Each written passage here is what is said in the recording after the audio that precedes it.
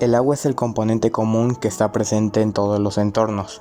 Es el disolvente en el que están disueltas o suspendidas las sustancias necesarias para la existencia de la célula en cualquier organismo. En pocas palabras, la vida tal cual y como la conocemos va a depender de las propiedades físico-químicas del agua. Actualmente ya tenemos una idea bastante general acerca de las principales características del agua, como lo son que el cuerpo humano está compuesto un 70% de agua, la importancia que va a tener en el proceso de hidratación. Incluso algunos ya piensan en controlarla. Y si bien toda esta información es válida, en esta ocasión vamos a irnos a un punto de vista un poco más químico, pero tampoco tan complejo. Me presento, soy Oscar Julián Hernández Alfaro, estudiante de la Universidad Veracruzana y actualmente estudiante de la licenciatura de cirujano dentista en la Facultad de Odontología Río Blanco. El día de hoy vengo a hablarles acerca del agua, su importancia como componente dentro de nuestro organismo, así como su relación con las soluciones y el pH. No hago más larga esta introducción, así que vamos a comenzar con la explicación, empezando por el cómo está compuesto el agua. Para comenzar tendremos su estructura, la cual estará compuesta por 2 átomos de hidrógeno positivos y un átomo de oxígeno negativo. El oxígeno se va a unir al hidrógeno mediante enlaces covalentes formados por 2 pares de electrones y estos electrones van a formar una polaridad, en la que debido a su propia carga eléctrica van a formar cargas positivas y negativas. De igual manera, la polaridad entre el enlace del oxígeno y el hidrógeno va a tener como consecuencia que debido a la atracción que tienen estos dipolos, se va a formar otra atracción con más moléculas de agua, y dicha atracción se va a conocer como enlace de hidrógeno o puente de hidrógeno.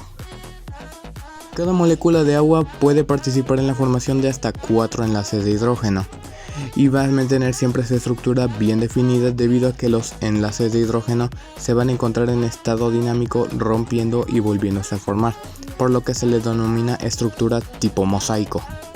Para hablar de sus propiedades vamos a tener que recordar 2 puntos importantes, los cuales son el cómo está conformada la molécula del agua, así como los puentes de hidrógeno.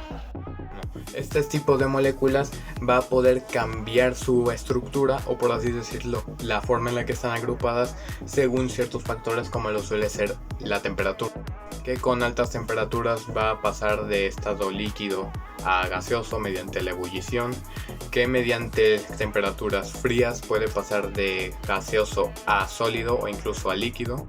Todos estos 3 estados de la materia que ya conocemos se van a deber a la concentración de moléculas, las cuales van a reaccionar de manera diferente según las condiciones a las que se encuentran.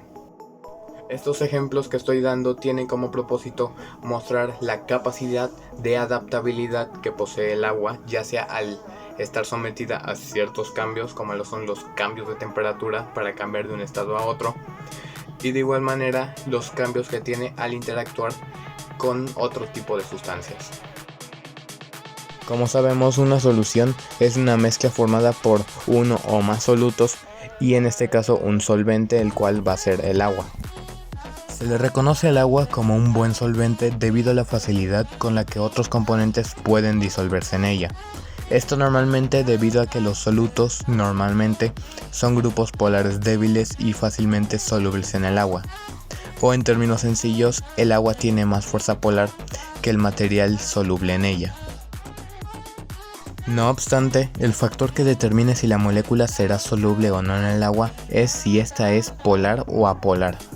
Las moléculas apolares suelen demorar en agruparse o incluso pueden no llegar a serlo, y a este tipo de moléculas también se les va a denominar hidrofóbicas, mientras que aquellas moléculas que son fácilmente solubles se les va a conocer como hidrofílicas.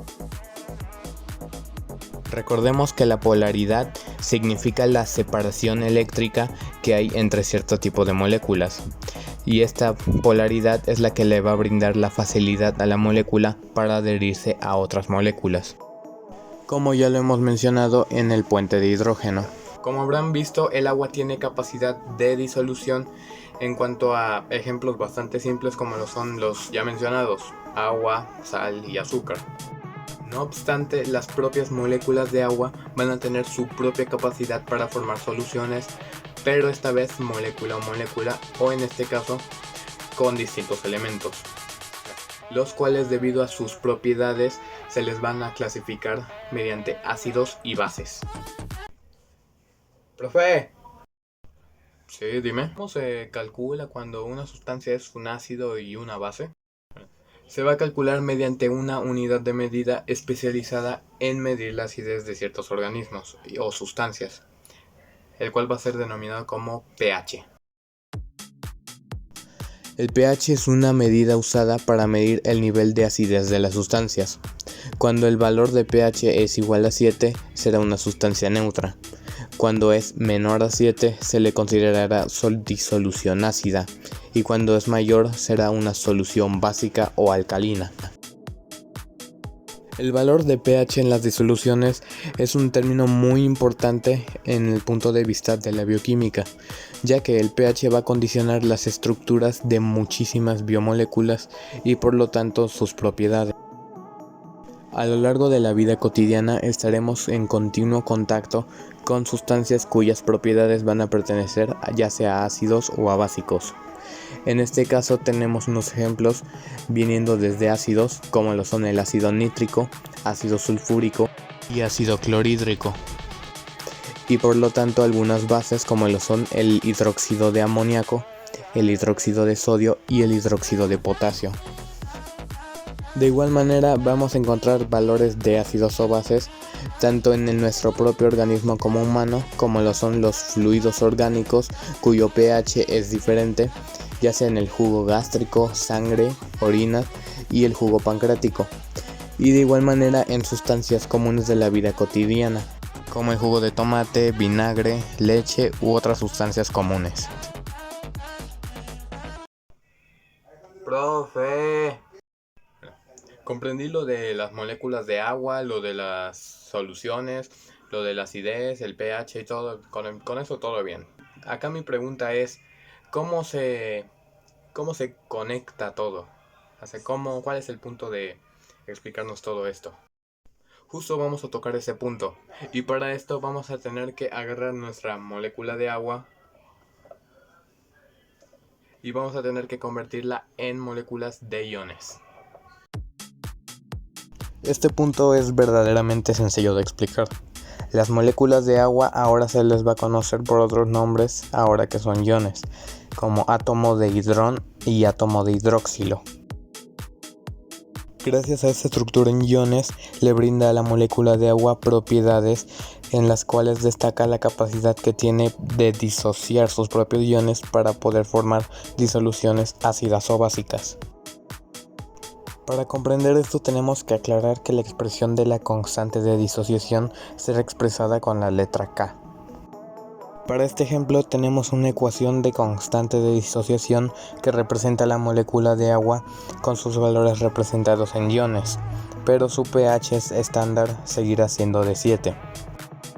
En este tipo de ecuaciones la molécula se le va a permitir donar iones o químicamente hablando protones a otros elementos, pero este cambio va a alterar el pH. Y este pH puede ser medido mediante métodos como lo son la termorregulación o las soluciones de tampón. Y para finalizar vamos a dar un repaso general a todo lo mencionado en esto. La molécula de agua va a estar formada por 2 átomos de hidrógeno y un átomo de oxígeno.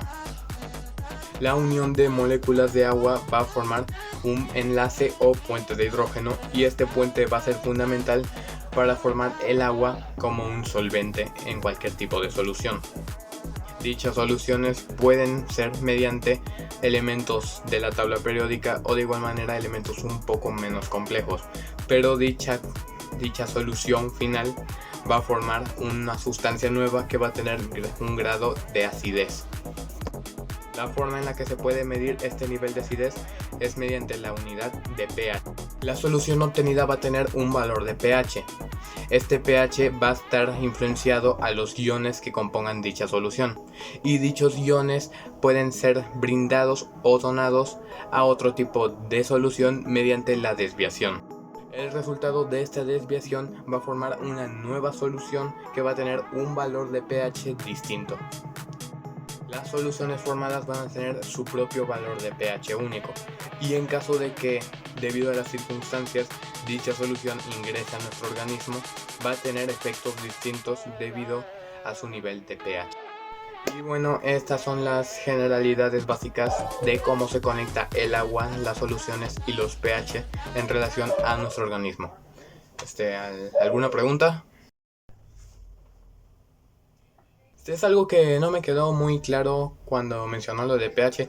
¿Qué pasa cuando una solución tiene un pH menor a 0 o mayor a 14? ¿Qué es lo que pasa? Muerte. Ah. Gracias. Y bueno, esto fue todo por la exposición de esta ocasión. Cualquier duda que tengan o algún punto que no haya dejado muy claro, ya saben a qué profesor preguntarle. Sin nada más que decir, me despido, y en caso de no volverlos a ver en todo el día, buenos días, buenas tardes y buenas noches.